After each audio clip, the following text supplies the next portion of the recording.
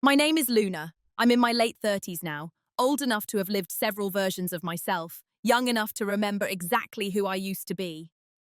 For most of my adult life, I worked in a quiet, respectable role. Nothing flashy, nothing that made people lean forward when I spoke. The kind of life that looks small from the outside and feels manageable from within. People often described me as stable, practical, even boring. I let them. There's a strange safety in being underestimated. If you'd met me years ago, you might have thought I had it figured out. A job, a city I chose for myself, the illusion of independence. I was the daughter who called on holidays, sometimes late, sometimes distracted, but always with a joke ready. I teased my parents about their routines, their worries, and their fear of being forgotten. I told myself it was harmless. Humor, I believed, was a kind of love. This story isn't about revenge. It isn't about proving anyone wrong or watching someone else suffer. It's about a slow, emotional reversal, one that didn't announce itself when it arrived. I didn't wake up one morning transformed. I drifted. I learned. I became someone my younger self would have pitied without recognizing the warning. What you're about to hear is the journey from casual mockery to lived reality. From laughing at the loneliness of aging parents to sitting alone in a quiet apartment, realizing no one had noticed my absence. It's a story about silence, how it begins as neglect, then becomes a choice, and finally turns into power that feels nothing like victory. I'm telling this the way it happened, without raised voices, without villains drawn in thick lines.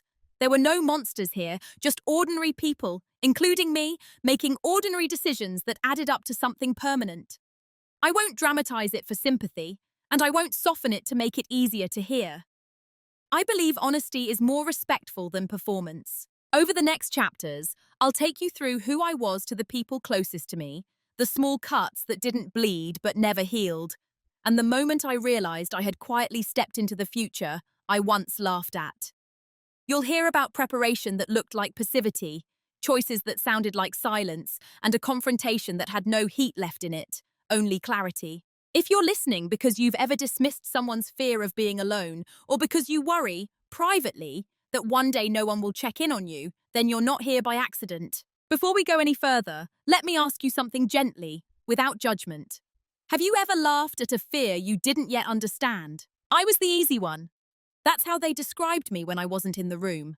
Reliable, low maintenance, the daughter who didn't demand explanations or reassurance. If something went wrong, I adapted. If something was forgotten, I forgave it before anyone asked. In my family, there were roles that settled early and never moved again. My parents were careful people, practical, anxious, in quiet ways. They worried about money, about health, about being needed less as the years passed. My siblings worried about being seen. I worried about keeping the peace. That difference mattered more than I understood at the time. When my parents talked about loneliness, I treated it like a phase they'd grow out of. I'd tease them gently, the way you do when you don't want to step too close to discomfort. You're busier than you admit, I'd say. Or, you just need a hobby. Sometimes I laughed when they talked about being forgotten, not cruelly, but casually, as if it were an exaggerated fear, like worrying the house might collapse overnight. I thought humor made things lighter. I didn't realize it also made them smaller. To everyone else, I was background stability. The one who remembered birthdays without making a show of it. The one who showed up early, left quietly, and never asked if she'd been missed. If I skipped a gathering, someone might say, "Oh, Luna couldn't make it." And that would be the end of the sentence. No follow-up, no concern, just a fact, like the weather. At work, it was similar. I handled logistics, systems, processes, the invisible spine of things running smoothly.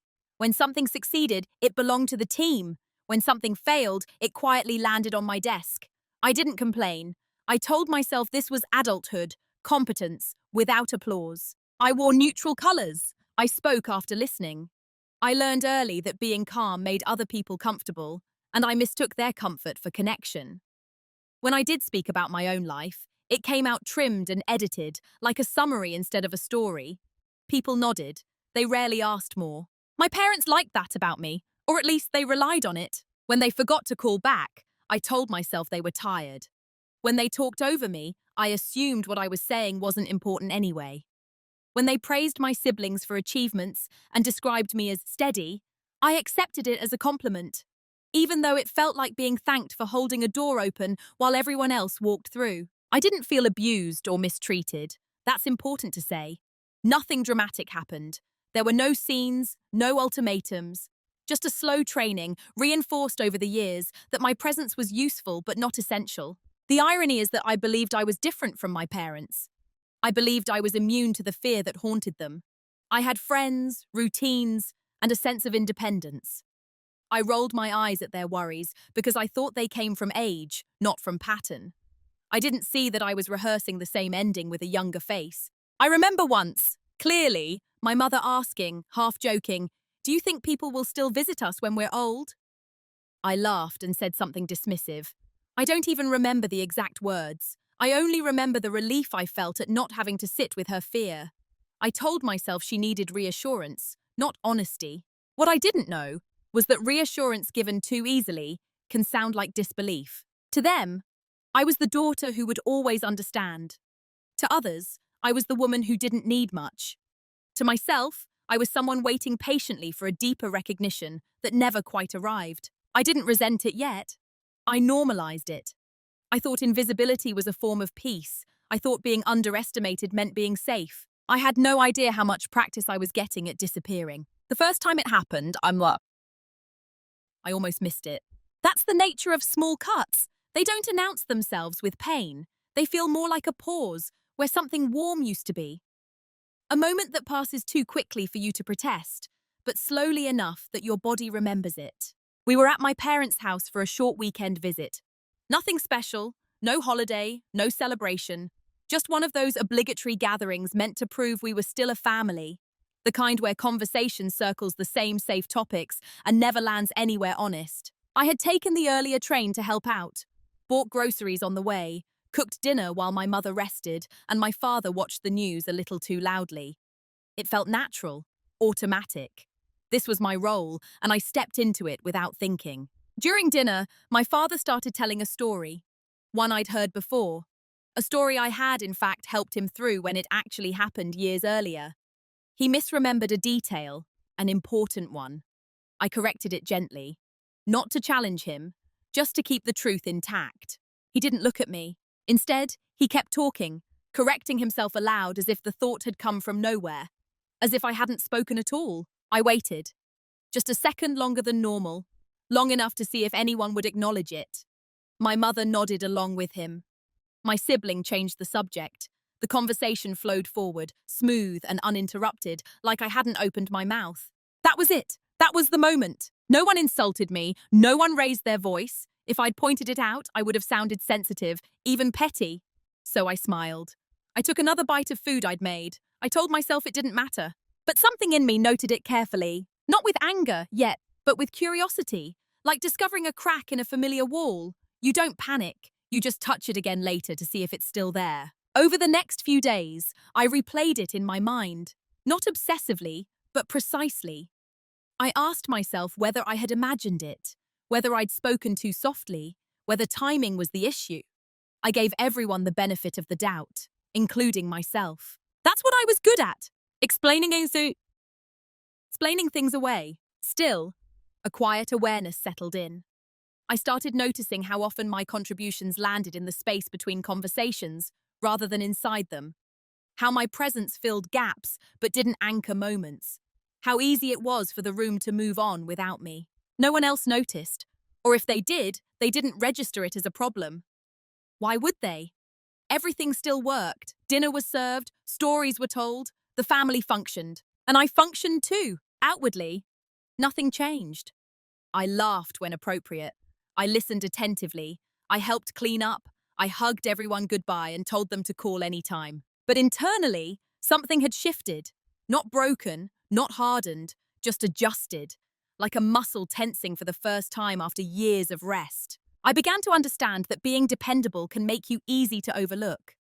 That consistency can turn a person into furniture, useful, familiar, and rarely thanked. I didn't confront anyone. I didn't withdraw. I didn't demand acknowledgement. I simply stored the moment away. The first small cut didn't bleed, but it taught me where the edge was. Once you notice something, it has a way of multiplying. Not because it suddenly happens more, but because you stop dismissing it as a coincidence. The pattern doesn't change, your eyesight does. After that dinner, moments as it surfaced everywhere, quietly, persistently. Conversations where my ideas were echoed later by someone else and suddenly received with interest. Messages left unread that were later answered in group chats as if I'd never asked the question. Decisions made collectively that I only learned about after they were finalized. Each incident was small enough to excuse. Together, they formed a rhythm. I told myself it was unintentional. Those people were busy, that I wasn't assertive enough. I adjusted my expectations instead of their behavior. That felt mature, reasonable, safer than disappointment. With my parents, it became almost ritualized. I'd call, we'd talk, I'd ask questions about their health, their neighbors, the weather. Details that proved I was paying attention. When I spoke about my own life, the conversation would thin out, like a signal losing strength. Sometimes my mother would interrupt with a new worry. Sometimes my father would answer his phone mid-sentence. I learned to wrap up quickly. I laughed it off. You know me, I'd say, but nothing exciting is going on. That wasn't true. Things were happening. I just stopped offering them up for neglect. At work, I refined the same skill. I documented everything. Not out of suspicion at first, but efficiency. I kept notes, timelines, and emails. When something went wrong, I could trace it calmly, fact by fact. My tone stayed even. My face stayed neutral. People trusted that. They also relied on it more than they realized. No one thought to ask how it felt. Disrespect doesn't always arrive as hostility. Sometimes it comes dressed as familiarity. People assume you'll understand, that you won't mind, that you're above needing acknowledgement. And if you don't correct them, they take your silence as consent. I became fluent in that silence. There were moments, brief ones, when I considered speaking up, correcting someone who spoke over me, pointing out a forgotten commitment, asking for credit. Each time, I pictured the response: surprise, defensiveness, the subtle shift that marks you as difficult. I decided it wasn't worth it. That's how normalization works. You trade visibility for peace, one interaction at a time, until peace feels like absence, and you don't remember when you agreed to the exchange. The strange part is that I didn't feel angry. Not yet. Anger requires the belief that something is wrong. I still believed this was normal, that this was adulthood, that closeness fades, that attention is something you outgrow. I even used my parents as an internal comparison. This is what they fear, I thought. Being ignored, becoming background. I told myself I was nothing like them. I was active, capable, useful. What I didn't realize was how easily usefulness replaces presence. By the time I admitted something felt off, the behavior had already calcified. It wasn't new anymore. It was familiar, predictable, almost comfortable. And comfort, I learned, can be the most dangerous disguise of all. Roles don't always get announced. Most of the time, they settle quietly, like dust. You don't notice them forming until you try to move something and realize how much weight has accumulated. By the time I recognized mine, everyone else had already agreed on it. I was the reliable one. The person who filled gaps without needing to be asked. The one who would step in if something was forgotten, mishandled, or left unfinished. Not because I was eager, but because I was capable, and capability invites assumption. At family gatherings, I noticed how tasks found their way to me naturally. Setting the table, checking reservations, making sure my parents took their medication before bed. No one said, "Luna will do it." They didn't have to. I was already standing. What struck me wasn't that they relied on me. It was that they never wondered whether I wanted to be relied on. Conversations followed the same pattern. I was consulted for logistics, not opinions. For execution, not emotion. When something needed to be handled delicately, I was included. When something needed to be celebrated, I was informed afterward. I didn't protest. I told myself this was trust, that being needed was a form of closeness. But need without curiosity is just convenience. My parents, especially, seemed to settle into a quiet certainty about me. They worried about being forgotten by others, but not by me. I was the constant in their future, the unspoken safety net. The daughter who would understand if they forgot a date, missed a call, or cancelled at the last minute. And I did understand, every time. That understanding slowly became an expectation. If I hesitated, it was met with surprise. If I said no, it required explanation. Not anger, just confusion. As if I'd stepped out of character without warning. At work, the role mirrored itself almost perfectly. I was the person behind the scenes, ensuring nothing fell apart. I didn't lead meetings. I prepared them. I didn't present outcomes. I made sure others could. People praised my supportive nature. They said things like, "We couldn't do this without you." But the words never translated into authority or visibility. They translated into more work. Still, I stayed quiet. Part of me believed this role was earned, that my calm demeanor had invited it, that if I wanted something different, I would have to become louder, sharper, someone I didn't recognize. Another part of me, smaller but persistent, wondered why adaptation always seemed to move in one direction. I started to see how invisibility isn't assigned randomly. It's often given to those who prove they can carry it. And once you do, the world arranges itself around your silence. I wasn't mistreated. I was used efficiently. The most unsettling realization came one evening when my mother called, worried about a minor issue, something easily solvable. I talked her through it, calmly, patiently.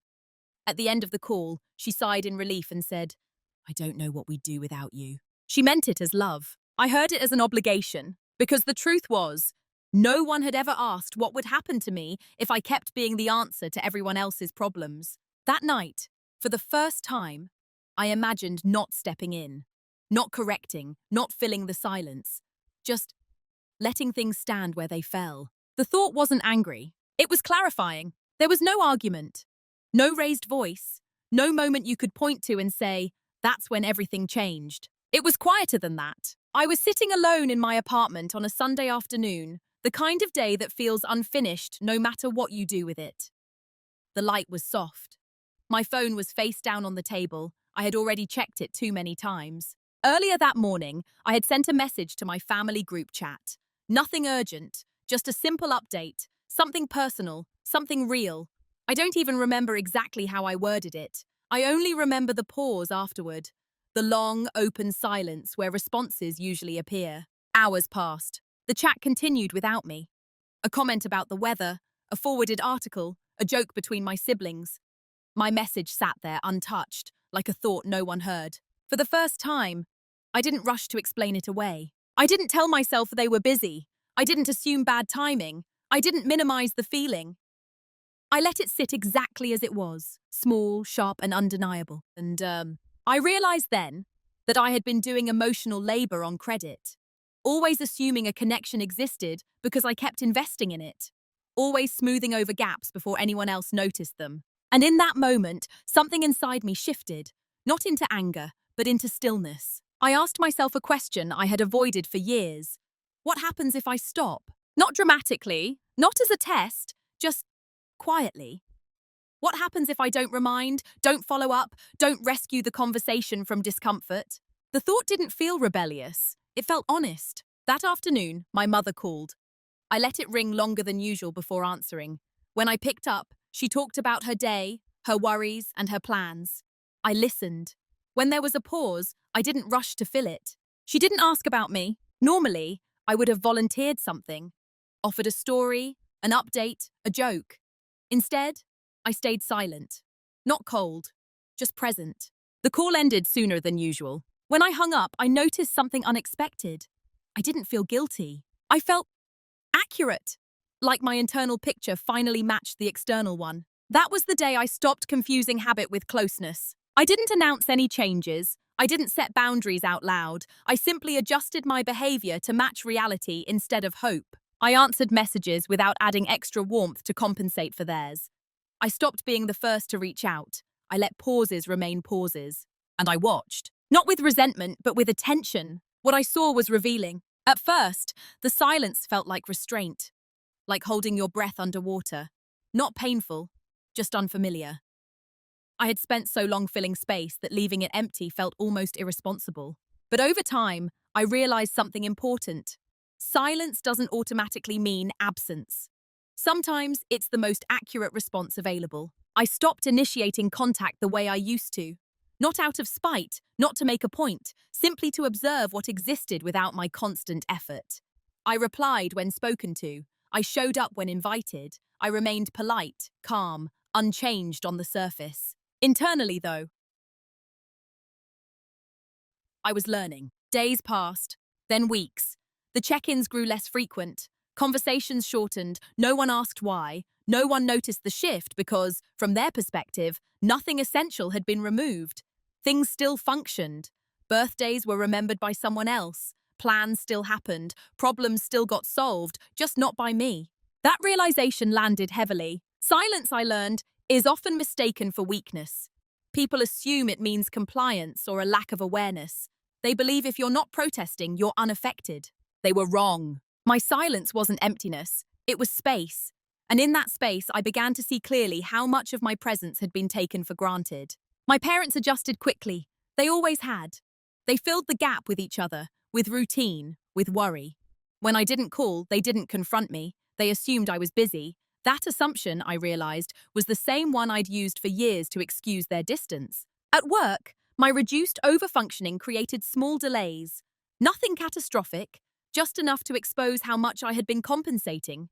Meetings ran longer, tasks fell through the cracks, people started asking questions. I answered them calmly, directly, without stepping in to fix everything. No one accused me of neglect. They simply adapted. That, more than anything, confirmed what I had been avoiding.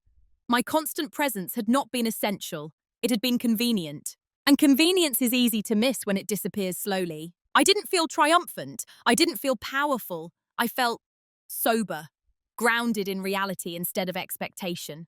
For the first time, I understood that silence could be strategic without being cruel, that stepping back didn't require explanation if you were no longer willing to be misunderstood. I was no longer proving my value by exhaustion. I was watching who noticed. What they never noticed wasn't my absence. It was my attention. When I stopped filling every gap, I gained something I hadn't had before: margin.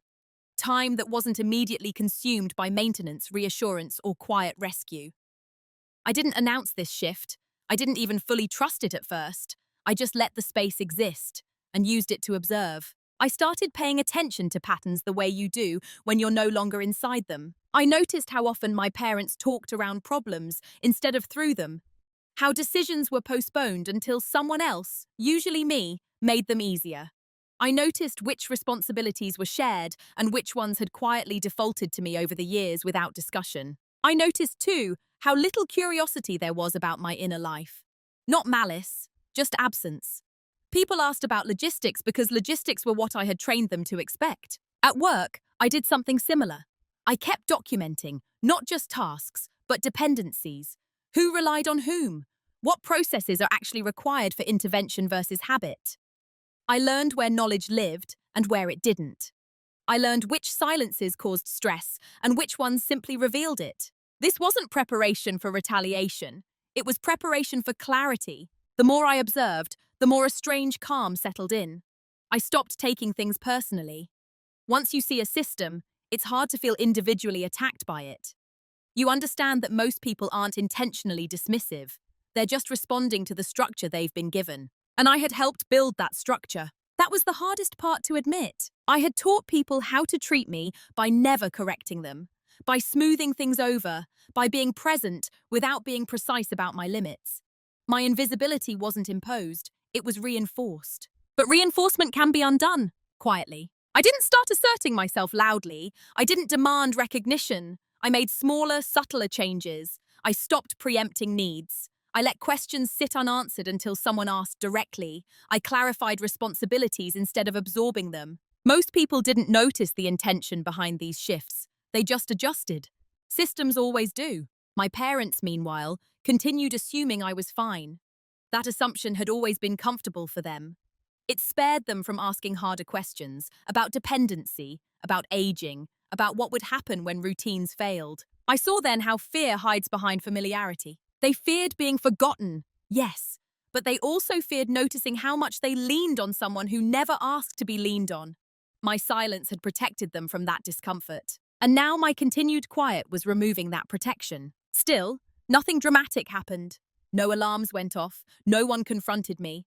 From the outside, life looked the same. But underneath, the balance was shifting, and I was finally aware enough to guide it. The reveal didn't come as a shock. It arrived the way truth often does, after repetition has worn down denial, after observation has replaced hope. One quiet evening, flipping through my journal, I saw it clearly for the first time. I had leverage, not in the dramatic sense, not secrets or threats or power plays, something far less visible and far more decisive. I was the connective tissue. Over the years of being dependable, I had become the silent holder of continuity. I knew where documents were kept. I understood routines that no one else questioned. I remembered agreements that were never written down. I carried context, emotional and practical, that others benefited from without realizing it had a single source. And because I never named this role, it was never acknowledged. At work, this was easy to see. Entire processes relied on my memory, my notes, my quiet follow-through. People assumed systems were stable because they had always been stable. They didn't realize stability had a caretaker. At home, it was subtler but deeper. I was the one who remembered which doctor my father trusted, the one who knew which neighbor had a spare key, the one who understood how my mother masked anxiety with efficiency. I didn't just help, I anticipated. And anticipation is invisible by design. The reveal wasn't empowering in the way movies portray it. There was no surge of triumph, just a steady, almost sobering clarity. If I withdrew fully, not emotionally but structurally, things wouldn't collapse overnight. They would drift. Plans would take longer, decisions would get postponed, small problems would compound, and no one would immediately trace it back to me because no one had consciously noticed my role in the first place. That understanding changed how I saw everything. I wasn't as replaceable as I had believed, but I was ignorable as long as I stayed quiet. The difference mattered. I also realized something else, equally important. Leverage doesn't require cruelty. It doesn't demand exposure. It simply requires restraint. I didn't need to confront anyone with a list of sacrifices. I didn't need to remind my parents how often I'd been there. I didn't need to announce my value. I only needed to stop giving it away without intention. That night, I closed the journal and felt something close to peace. Not happiness, not relief. Peace, the kind that comes when you finally understand the shape of the room you've been living in. I knew then that whatever choice I made next would be irreversible, not because of drama, but because awareness can't be undone. Once you see your leverage, you can't pretend you don't have it. And pretending had been the costliest habit of all. Knowing something and acting on it are very different experiences. For a while, I stayed exactly where I was, aware, but still. I needed to understand not just what I could do, but who I would become if I did it. Because some decisions don't change circumstances, they change identity. I laid out the options quietly, the way I do everything. I could speak up, name the imbalance, tell my parents how invisible I'd felt, ask for more presence, more curiosity, more care. That path was familiar.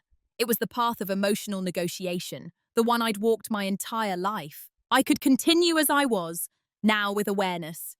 Keep providing, keep compensating, but with clearer eyes. That would preserve stability for everyone else, at the cost of a slow internal erosion I could already feel. Or I could do the thing that felt both simplest and most frightening. Withdraw fully from the role without explanation. Not disappearing, not cutting contact, just removing myself as the unspoken infrastructure. No reminders, no anticipatory help, no quiet corrections, no emotional buffering. I sat with that option the longest. It wasn't dramatic enough to feel righteous. It wasn't kind enough to feel selfless. It was clean, clinical, final in a way that didn't announce itself. I thought about my parents, how much they feared being forgotten, how often I'd laughed at that fear because I believed it was hypothetical. I saw now that fear wasn't about abandonment. It was about irrelevance, about realizing too late that the people you relied on had inner lives you never fully engaged with. I wondered if speaking up would change that. I doubted it, because awareness given under pressure often produces guilt, not growth. And guilt seeks relief, not understanding. If I confronted them, they might apologize. They might promise to do better. They might try for a while. And then, slowly, things would return to shape, because the shape benefited them. The same was true at work. If I announced my boundaries loudly, they'd be respected just long enough to be resented. I'd be seen as someone who disrupted the flow instead of revealing it. I didn't want to be resentful. I wanted to be accurately placed. So I chose the irreversible option. I decided to step out of the role completely and let reality speak where words never had. This wasn't punishment. It wasn't a strategy in the usual sense. It was alignment. I would no longer soften outcomes to preserve comfort. I would no longer make myself smaller to keep systems running smoothly. I would no longer volunteer my depth to people who interacted only with my surface. I didn't announce the decision because it wasn't a negotiation. I simply stopped. That was the moment everything truly changed. Once the decision was made, the actions that followed didn't feel dramatic at all. That surprised me. I had expected some internal resistance. Fear, maybe, or guilt sharp enough to stop me. Instead, what I felt was a kind of procedural calm, like closing a series of open tabs you didn't realize were draining your battery. Moving in silence isn't about secrecy, it's about precision. I didn't change my tone, I didn't withdraw warmth, I didn't make my distance visible. From the outside, I looked exactly the same, still composed, still responsive, still dependable in the narrow sense. What changed was where my energy stopped flowing. At work, the first step was clarity. I began by mapping my responsibilities as they actually existed, not as they had quietly expanded over time. There was my official job description, and then there was the shadow version of my role, the informal fixes, the anticipatory problem-solving, the tasks no one had assigned because they assumed I would notice them. I started trimming that shadow role carefully. I documented processes the way manuals do, clearly, neutrally, without personalization. I stopped translating context for people who hadn't bothered to learn it. I answered questions directly, without adding the extra layer of foresight that used to prevent follow-up problems. When someone made an avoidable mistake, I didn't rush to correct it before it surfaced. I let it surface, not to embarrass anyone, just to let reality be visible. There was a meeting with my manager that, on paper, looked ordinary. I asked for alignment. I asked which responsibilities were mine and which were not. I accepted the answers without negotiation. When they reduced my scope, thinking they were protecting me, I agreed. That reduction was intentional, because when you stop being the invisible glue, you have to remove yourself cleanly, not angrily, not defensively, cleanly enough that no one can claim confusion later. What they saw was compliance. What I was doing was extraction. At home, the silence required more discipline. I had been conditioned for years to intervene early, to soften worries before they became stress, to solve problems before they required decisions. That habit didn't disappear overnight. I had to notice the impulse each time it rose and choose not to act on it. When my mother mentioned an upcoming appointment and sounded uncertain, I didn't step in with reminders or logistics. I listened. When she paused, waiting for me to take over, I stayed quiet. Not cold, just present. When my father complained about something technical going wrong, a bill, a device, a form, I resisted the reflex to fix it immediately. I asked one clarifying question, then I waited. Sometimes they solved it themselves, sometimes they didn't. Either way, I didn't rush in to preserve the image of smooth functioning. I also stopped being the emotional buffer. When tension appeared between family members, I didn't mediate. When someone vented, I didn't translate or reframe. I listened without absorbing responsibility for resolution. That was new and uncomfortable. What struck me most was how little resistance there was. No one accused me of pulling away. No one asked if something was wrong. No one sat me down to ask why I'd changed. That silence told me something important. My overfunctioning had been useful, but my presence had not been noticed. Weeks passed, then months. The effects weren't immediate, and they weren't catastrophic. They were cumulative. At work, small inefficiencies began stacking. Deadlines slipped by a day instead of an hour. Meetings stretched longer. Questions that used to be answered before they were asked now arrive late and incomplete. People adapted, but less elegantly. I was still respected, still liked, but I was no longer leaning on it unconsciously. At home, the changes surfaced as confusion fusion more than loss. Plans became vague. Appointments were missed or rescheduled. Small frustrations repeated themselves. Conversations looped. The sense of effortlessness, something I had quietly provided, was gone. Still no one named it. Systems rarely acknowledge their dependencies until the absence becomes undeniable. And even then, they often look for explanations that preserve comfort. They blame timing, stress, age, circumstances. Not me! That realization was sobering. I had imagined, somewhere deep down, that my withdrawal would be felt as absence, that someone would notice the gap and trace it back. But what happened instead was subtler and more revealing. Life simply became less efficient, less held, less buffered. And people accepted that as normal. There was no satisfaction in this. No sense of, I told you so. Mostly, there was grief. Not loud or sharp, but steady. Grief for how easily my contributions had blended into the background. Grief for how long I had mistaken usefulness for belonging. At the same time, something else was growing. Space. For the first time, my days weren't organized around preventing inconvenience for others. I had energy left over. Mental, emotional, practical. I used it carefully. I invested it inward. I strengthened routines that had nothing to do with anyone else. I made plans without checking availability. I built contingencies for my future instead of everyone else's. Quiet ones, sensible ones. Moving in silence didn't make me powerful in the cinematic sense. It made me accurate. I was no longer cushioning people from consequence, not because I wanted them to feel loss, but because consequence is how systems reveal truth. And truth, I had learned, doesn't require explanation. It reveals itself when the quiet labor stops. And it was only a matter of time before someone felt it clearly enough to ask why. The consequences didn't arrive with confrontation. They arrived in confusion. At first, it was dismissed as a coincidence. A missed appointment here. A bill was paid late there. A small misunderstanding that required a second phone call to untangle. Each incident on its own was harmless. Together, they created friction, an unfamiliar resistance in routines that had once felt smooth. My parents began mentioning things casually. No complaints, observations. I don't know why this keeps happening, my mother said once, referring to a scheduling mix-up.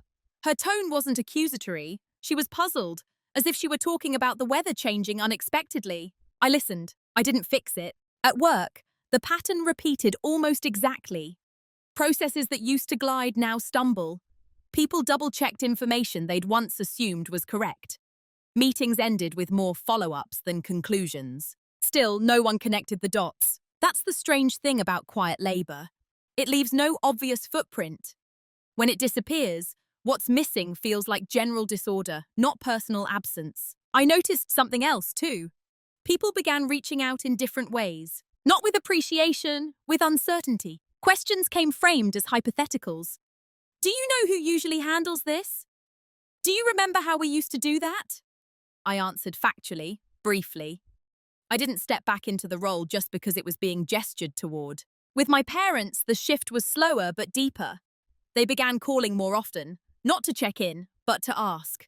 Where something was, who to contact, what they should do next. Each question carried a trace of something new, hesitation. I responded when appropriate. I offered information, not orchestration. I stopped translating their worries into plans.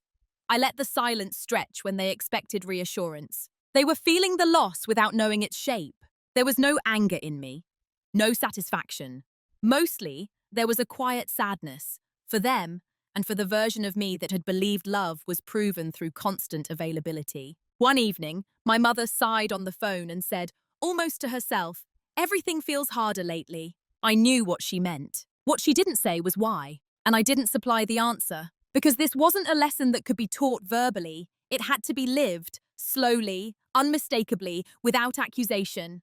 The consequences had begun, and they were irreversible. The moment they realized something was wrong didn't come all at once. It came in fragments, a tone change, a pause that lingered too long. Questions are repeated more often, with less confidence. My parents began to circle the same concerns, not because they hadn't heard the answers before, but because the reassurance they used to receive automatically was no longer there. My mother started asking if I was tired, if work was stressful, if I were doing okay.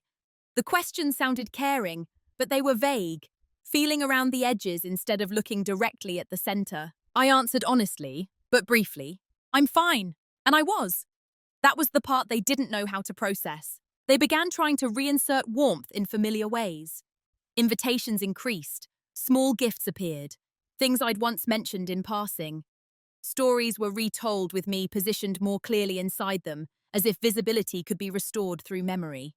But it was out of sync. You can't fix a structural absence with emotional gestures alone. At work, something similar happened. My manager asked if I was feeling overwhelmed, if I needed more support. The question came late, after inefficiencies had already been noted, after adaptations had already begun. I said no, because what I needed wasn't support. It was accurate. An accuracy had already been established. The problem wasn't that people didn't care. It was that they cared reactively. They noticed discomfort, not absence. They responded to friction, not invisibility. By the time concerns surfaced, the systems had already shifted around my withdrawal. Roles had been redistributed. Expectations had recalibrated. The quiet architecture I'd dismantled wasn't being rebuilt. It was being replaced. With my parents, this was harder to see, but no less true. They tried to re-establish closeness by increasing contact, but the quality didn't change. Conversations stayed on the surface. Curiosity remained shallow. They were reaching for the version of me that had buffered their lives, not the person I had always been underneath.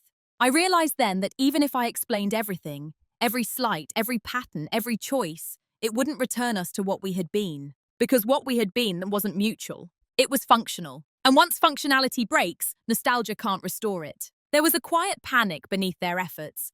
Not fear of losing me exactly, but fear of losing ease, of facing the complexity they had been insulated from for years. That was the truth I couldn't soften anymore. Fixing it would have required attention much earlier, before silence hardened into structure, before roles settled into expectation, before I learned how to live without being seen. By the time they noticed, the version of me they missed was already gone, and she wasn't coming back. The confrontation, when it finally came, did not arrive with urgency. It didn't feel like a moment I had been waiting for.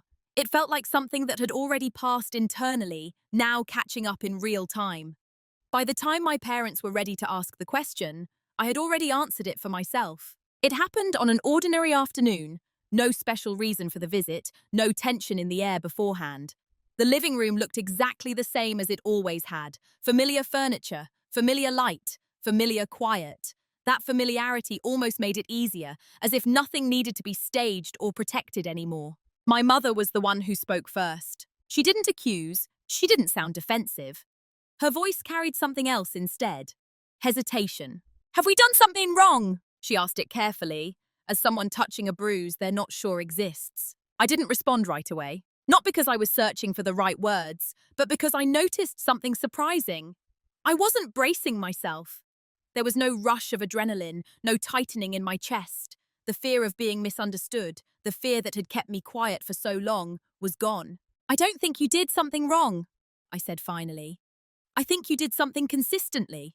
They both looked at me then, fully, not as someone filling a role, but as a person speaking outside of it. So I explained, not emotionally, not chronologically. I didn't list events or quote conversations. I talked about patterns, years of being needed without being known, about how reliability had quietly replaced curiosity, about how being the easy one had made it unnecessary to check whether I was still there in any meaningful way. I told them how often I'd adjusted myself to keep things smooth, how often I'd laughed things off to avoid discomfort, how invisibility doesn't arrive as neglect, but as assumption. They didn't interrupt. That alone felt different. My father leaned forward slightly, his brow furrowed, not in defense, but in concentration. My mother's hands folded in her lap, unfolding and folding again. I could see recognition forming slowly, like a language they were just beginning to understand. When I finished, the room went quiet. Not an awkward quiet, not a heavy one, just still. Then my mother spoke again, her voice softer this time. "We didn't know." I believed her immediately. That was the strangest part. There was no satisfaction in hearing it. No relief. Just acceptance. Because what they didn't know wasn't a single feeling or moment. It was an entire inner landscape they had never thought to explore. "I know," I said. "That's not something you realize all at once." My father asked what they could do now. The question was sincere, earnest, and very late. I took my time answering. Not because I wanted to make a point, but because I needed to be honest. In another version of this conversation, I might have asked for change, for more effort, for deeper questions, for proof that things could be different. But standing there, I understood something clearly. I no longer needed them to change in order for me to be at peace. "I don't need you to fix anything," I said. "I just need you to understand why I don't step into that role anymore." They nodded, slowly, uneasily. I could tell they wanted reassurance, that this wasn't a withdrawal of love, that things would return to normal. But I didn't offer it. Not because I wanted them to feel uncertain, but because false reassurance had been part of the problem. The conversation ended without closure in the way people expect it to. There were no promises of transformation, no dramatic apologies, no emotional release, just acknowledgement. Quiet, incomplete, but real. When I left, I didn't feel victorious. I didn't feel relieved. I felt settled, because confrontation doesn't always exist to restore closeness. Sometimes it exists to redefine distance, to name it honestly so it no longer has to be managed silently. For the first time, the space between us wasn't filled by my effort alone, and that finally felt balanced. Who I am now isn't the result of a breakthrough moment. It's the result of not stepping forward when I used to. From the outside, my life looks almost unchanged. Same city, same pace, same quiet temperament. I didn't reinvent myself or announce a new chapter. I simply stopped living as an extension of other people's needs. The biggest change is internal. I no longer measure my value by how smoothly things run around me. I wake up without scanning the day for potential problems that don't belong to me. I don't preempt disappointment. I don't rehearse conversations in my head to make sure everyone else stays comfortable. My energy has edges now, and those edges protect me. At work, I'm still competent, but I'm no longer infinite. My role is defined, visible, and contained. People know what I handle and what I don't. When something falls outside that boundary, it stays outside. There's no resentment in that, just clarity. Some people respect me more now. Some people feel less comfortable. Both reactions are honest. With my parents, the relationship has settled into something quieter and more adult. We talk, we check in, but I'm no longer the emotional infrastructure. When they worry, they sit with it longer. When they forget something, they solve it themselves or ask directly. Sometimes there's awkwardness. Sometimes there's distance. I let it exist. I've learned that closeness forced by overfunctioning isn't intimacy, it's management. And management eventually costs you yourself. What surprises me most is the absence of bitterness. I thought stepping back would harden me. Instead, it made me softer in places that matter. My empathy is still there, but it's selective, intentional, grounded. I don't disappear to keep the peace anymore. I also don't chase visibility. Being underestimated no longer feels like a threat. I've outgrown the need to be seen by people who never learned how to look. I know who I am, even when no one is watching. The fear I once laughed at, the fear of becoming someone no one visits, no longer terrifies me. Because I understand now. Being visited is not the same as being valued. And being valued by yourself is not loneliness. If I am alone someday, it won't be because I faded away. It will be because I chose not to vanish. There is a particular kind of loneliness that doesn't come from being alone. It comes from being useful but unseen for so long that your absence feels more noticeable than your presence ever did. For years, I believed love was proven through availability, through anticipation, through making sure nothing fell apart around the people I cared about.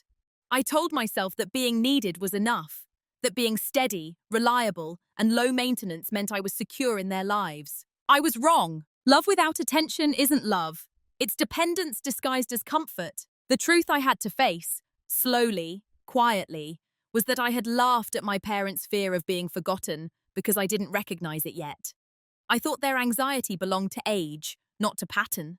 I thought independence protected me. But invisibility doesn't wait for old age. It begins the moment you stop being curious about someone while still expecting their presence. What changed my life wasn't confrontation or revenge. It was alignment. I stopped cushioning other people from the consequences of not seeing me. I let silence do what words never could, reveal the structure underneath our relationships.